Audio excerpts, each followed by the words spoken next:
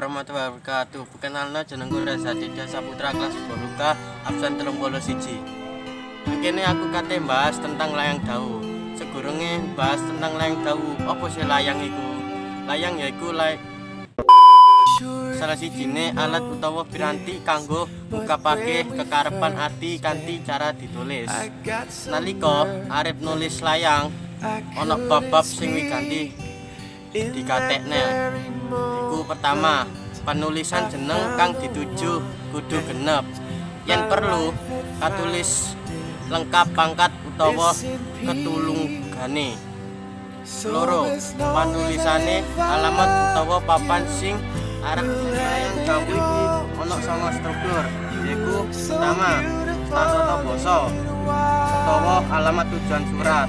Loro, adiria utawa salam pembuka. Telu, purwaka basa atau kata-kata pembuka. Surasa basa utawa isi surat. Pasana basa utawa menutup surat. Titi mangsa utawa tempat lan waktu pembuatan surat. Itu pernah jabatan yang membuat. Nama asta tanda tangan pembuat surat. Asma terang utawa nama pengirim. Nice. Sekian video tekan aku sepurane lan salah saya kata. Semoga bermanfaat dari kalian sing pro layang. You stupid. You stupid. What's 9 plus 10?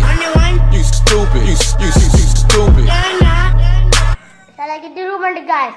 Jangan lupa like, comment, and subscribe.